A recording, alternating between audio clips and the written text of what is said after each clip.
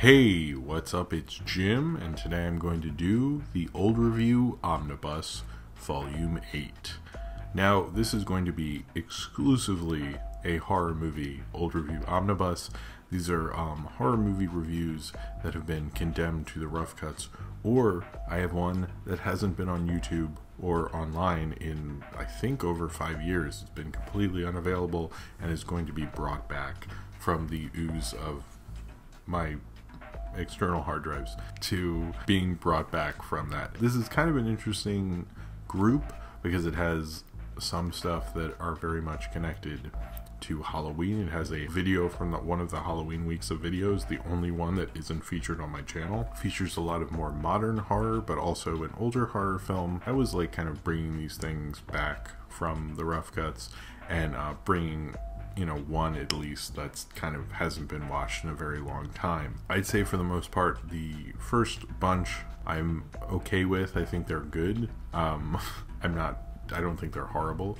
The last one, which is the one that's been unavailable, I don't think is very good. But I'm gonna re-put it out anyway. I don't know, because it's not doing nothing. Alright, so the first one that is going to be in this group for the Old Review Omnibus is a review of Cry-Baby Lane. And I should explain, this is right when the Cry-Baby Lane thing was like at its zenith, and it was like right after, I think like the day after it had aired, or maybe 2 days or something. It was like, whatever, it was like at least a week, maybe, I don't know when I put this video out on the rough cuts. But I mean, I watched it before I shot this, but I forgot. Anyway, it was around the time that Cry-Baby Lane was like a thing, so I get into that and such. I'm fairly not as into it as I think everyone else was at the time. Then after that is a review of Brain Scan, which is a kind of a forgotten kind of Edward Furlong star vehicle horror movie from about 94, 93, around then, which isn't very good, but I made a review of, and so it's going in here.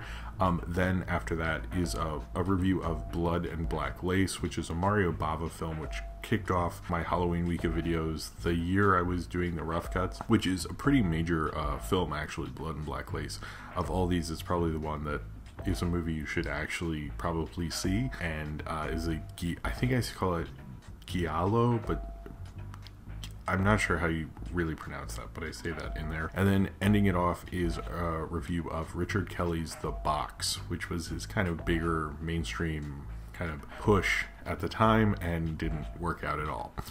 So anyway, I will see you at the end of the Old Review Omnibus, so enjoy going into the depths of my older horror movie reviews. Hey, what's up, Rough Cuts? It's Jim. Today is Tuesday, and today's film is Cry-Baby Lane. Now, Cry-Baby Lane became rather infamous lately because of a thing on reddit.com. This film aired only once on Nickelodeon. It's a Nickelodeon TV movie from 2000 that aired on Friday, October 28th at, I assume, 8 o'clock or 7 o'clock, with an intro by Melissa Joan Hart with a special cameo by Brian Austin Green for some reason. Parents complained that it was too scary and that Nickelodeon decided they were never going to air it again because it was too controversial. That apparently isn't true.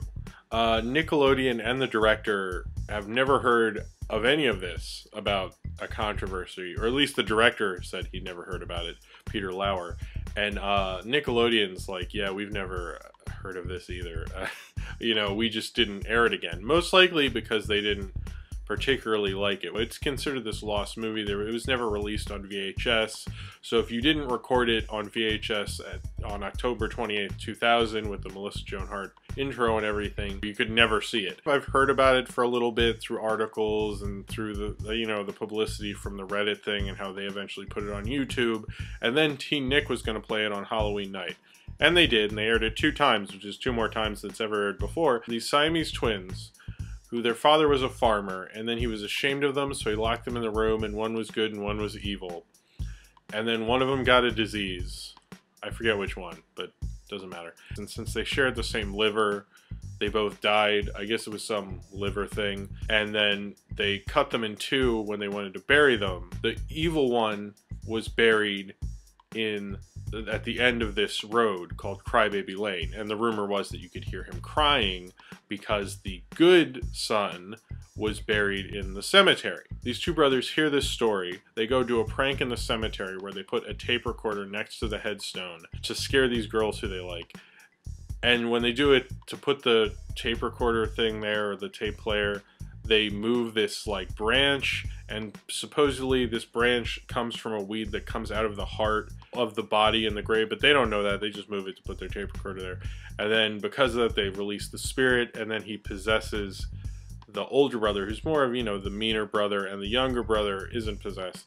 And then they find out that the grave that they're at isn't actually the good son. They made a mistake, and the crying is the good son and Crybaby Lane, and the bad son is in the grave in the graveyard because they screwed that up. Crybaby Lane is in the vein of Goosebumps and more Are You Afraid of the Dark than Goosebumps. And this director, Peter Lauer, he directed Pete and Pete. That's where he made his directorial debut on a Pete and Pete episode. He directed Alex Mack. He directed Arrested Development as well later. There was nothing actually about it that was too scary for it to get banned even in 2000. There's one scene that I guess that's kind of a little pushing it farther, where the older brother somehow gets the younger brother to fall in mud, so all his clothes are covered in mud. He takes all his clothes off, and then he's just in his underwear, and then he goes, go near the space heater, and he goes near the space heater, and it's like, hey, there's no space heater here. And then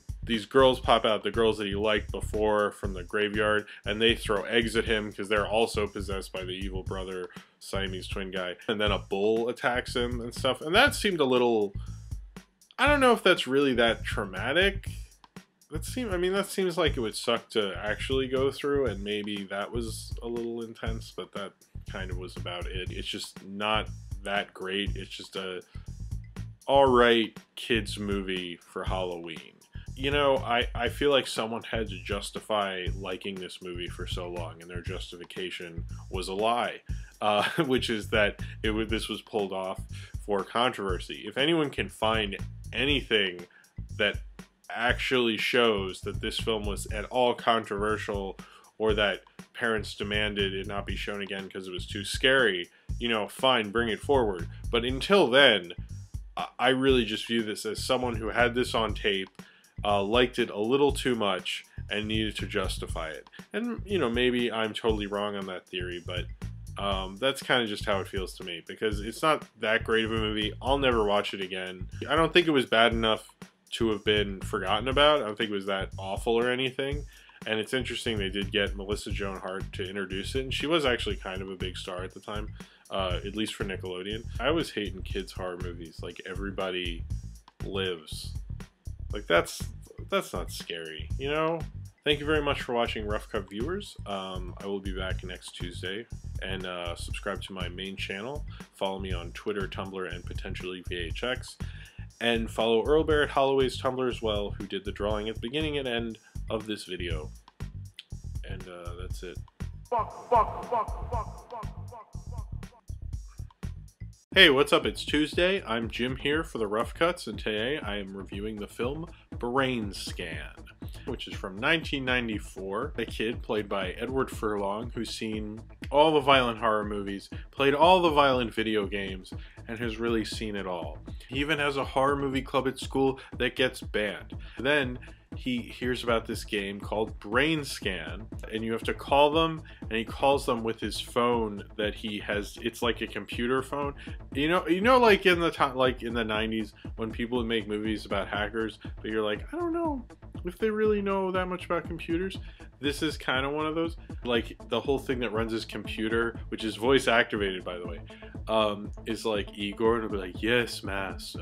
He calls Brain Scan, and they send him the first disc, and he plays it, and it's like a virtual reality experience where you have to kill someone, erase all the evidence, and not get caught. And that's basically the plot of Brain Scan, or the plot of the game, supposedly. So he goes and plays the game, and he kills someone, but then it turns out that the killing was real somehow. Like, he actually killed someone, and now he's freaking out, and the police with Frank Langella, and then people keep dying. And I've heard it called Baby Cronenberg. In the 90s, kid horror was big. You had Goosebumps, You had Are You Afraid of the Dark? The last kid horror film I saw that wasn't, I mean, I've seen a couple Are You Afraid of the Darks recently.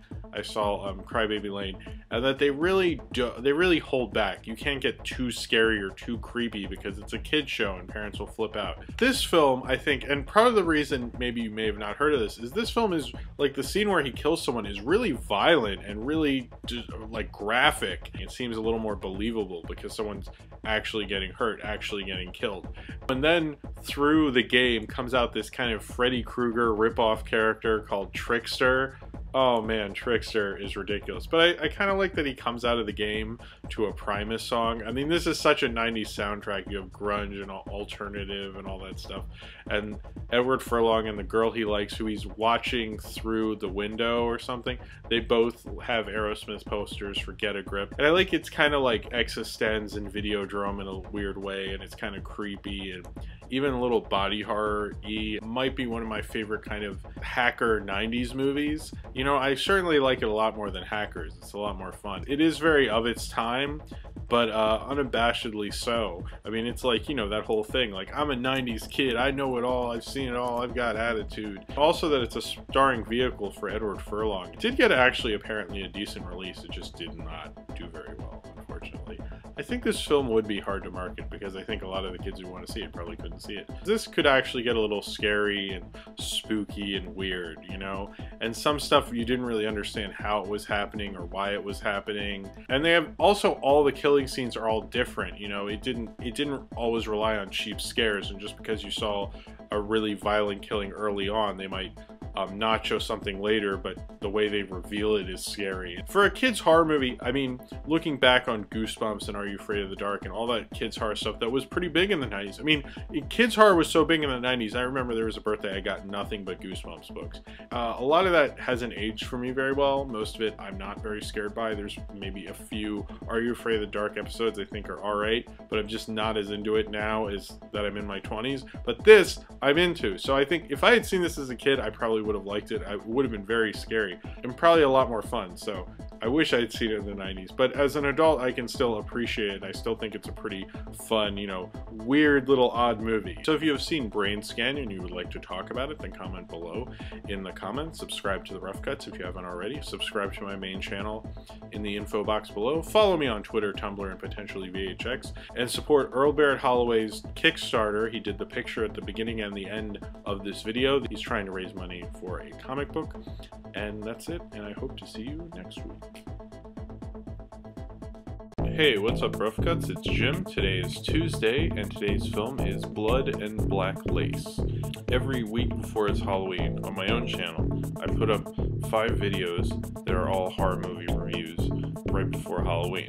And I thought, well, I'm doing the Rough Cuts now, and so it's hard to do 5 videos in a week without doing a Rough Cuts video.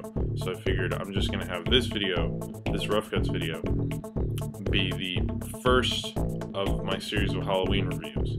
And so tomorrow on my own channel will be the second of the Halloween, or the Halloween week of videos, as I always call it, even though it's a terrible name. Tomorrow, or at like midnight, or 24 hours from when this came out, there'll be the next one, and then 24 hours after that, the next one, and so forth, and then there'll be 5. Blood and Black Lace is about a killer who is killing fashion models who work at this fashion house mansion thing and model clothes there for some reason. That part seems a little odd, but whatever. And he's killing these girls. This one girl dies at the beginning. He keeps killing people who knows this secret that she supposedly had, or would, like, they found her diary, and then he has to kill the person with the diary, but then someone steals the diary from the person he thinks has it, so he's got to kill another person.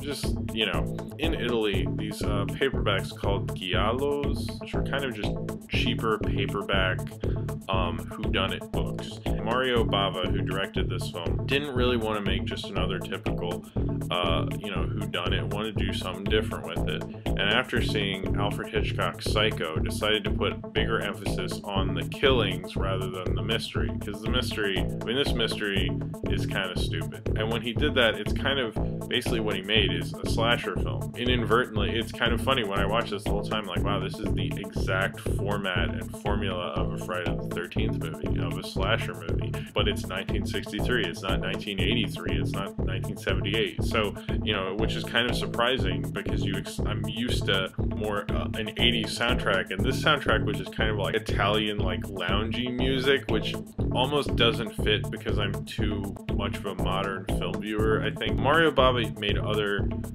films that would also influence slasher films, but I think this was one of the first. One thing he did that was quite new at the time, because when he saw Psycho, since she was in the shower, Janet Leigh was in the shower when he was killing her, he wanted to make sure that somehow some of their clothes would get ripped or torn off during it, because he thought like the idea of like this sexual element to when they're killing him during these sequences would really entice people, which obviously he was right. This film influenced people like Martin Scorsese, Quentin Tarantino, and Dario Argento. And if you watch like Suspiria, is clearly influenced by Mario Bava. The way the camera moves, I think, is what really influences Scorsese and Tarantino. I don't know so much about Tarantino, but I can say for Scorsese, the way the camera moves so fluidly and like these just amazing tracking shots. That just, you know, there's one thing where it goes through all the girls' changing rooms in a line, all these girls walking back to ask these various different girls questions. That was amazing. Mario Bava obviously liked Hitchcock, and he knew what an awesome tracking shot could really do, but it gives the film this cool life to it and a cool feel. A lot of slasher films, the reason I like a good slasher film is how it's shot. I think that just like perspective in a slasher film is so important, and this film understood that. It's not perfecting the format, but it's discovering it and figuring out what to do with it. It is a little campy. I mean, this is Italy in the 60s. Very colorful, very campy. Almost reminds me a little bit of the Adam West Batman, you know, kind of in a good way, at least in my case. It's like I'm watching a toned-down Russ Meyer directed by like Sean S. Cunningham, I guess is the way I'd best describe this movie, with almost like, it's almost shot like a Wes Anderson movie. I wouldn't be surprised if Wes Anderson like some Mario Bava. The killer has this mask, so you can never, it's just like kind of an outline of a face. You can't even really make out if it's a man or a woman, so that is especially creepy. It kind of reminds me of Madonna's mask in Dick Tracy. You always see the killer cleaning up. You always see the killer getting rid of the body or starting to clean up, carrying out the body, and I like that because most slasher films, like, they kill him and it's over. In this film, I guess they wanted us to know that he at least got it out of there. It was filmed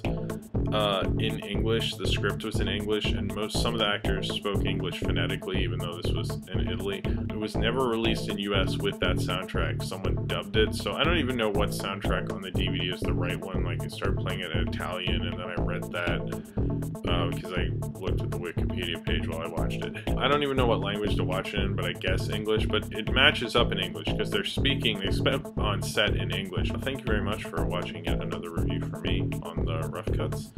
Subscribe to my main channel and follow me on Twitter, Tumblr, and potentially VHX. All that is in the video description, along with Earl Barrett Holloway's Tumblr, which you should also follow.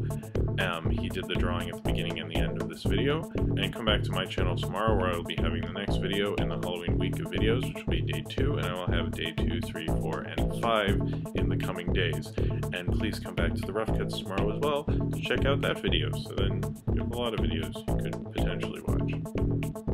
Potentially. Hey, what's up? It's Jim, and I just saw the movie The Box, and it's the new Richard Kelly movie. He's the guy who directed Southland Tales and Donnie Darko, and I guess this is his like mainstream foray or whatever. I mean, it's kind of going for trying to do the Zodiac thing at the beginning, and then they kind of just forget about that. There's a lot of kind of confusing sci-fi movies that aren't good. You know, you have your 2001s and your fountains, but then you have some that you're just like, oh, well, wasn't that great? And I would put this in there. I mean, it's not as bad as Knowing, but this certainly doesn't work all the way. It's kind of confusing, and then the confusingness doesn't really pay off, and things are explained that maybe shouldn't have been explained. The score was done by 2 of the members of the Arcade Fire. I felt like, in parts, I was like, okay, these guys could come on to be something like really cool. It was a good maybe first score, but it wasn't something that I would put up for, you know, say it's like the best of the year or anything, but I think it showed potential. Cameron Diaz has a southern accent, which at first I was like, is this going to be like Nicolas Cage in Con Air? Because it wasn't in any of the ads, so are they warning me? And it doesn't annoy me. I don't really care horror voice normally, but I don't like hate or anything, you know. But it was, you know, it was alright, I guess. James Marsden's fine, you know. Frank Langella is the only guy who really, I think, is interesting. And there's parts where he's like kind of creeps you out. Like, I don't know. It was okay, you know? Just wasn't. I mean, if someone's like, do you want to see Knowing or The Box? See The Box. And if you want to see this movie, I mean, it's alright, but if you see something else, I would. It's just not phenomenal or anything. It's just kind of like, you know, I mean, if it's on cable, what I would do, see maybe the first act and get a sandwich and change the channel. You don't have to get a sandwich, you probably just change the channel, but if you've seen The Box, then comment in the comments below and subscribe if you would like to. And that's about it. I really thought at the end of this, when I first heard it was coming out, I was going to sing Alice in Chains' Man in a Box. But there's no man in the box. So that was volume 8 of the Old Review Omnibus. I hope you enjoyed going through that. Sorry my hair is like crazy in the last one with the sideburns and stuff. Although I should have shaved. I'm a little scruffy right now. Yeah, I hope you enjoyed these. I think they're all pretty good except for that last one. You know, I hope you enjoyed them. I don't know. If you want to watch any of the other Old Review Omnibuses, because that's the one thing, but the reason I do these, because I'm fine with them, I just don't want to re-upload them and people think they're new, you know what I mean? It's just best that they go in these, I guess, collection videos. But and I still have the other 7, and, you know, they're online and available, so it's more easy to find, and so I don't have to make you go to a channel I'm no longer associated with or friends with or anything like that. I'm sure they're fine people, and I talk shit about them in these for some reason. Anyway, if you'd like to talk about any of these older reviews in the Old Review Omnibus, then comment below in the comments and subscribe if you would like to.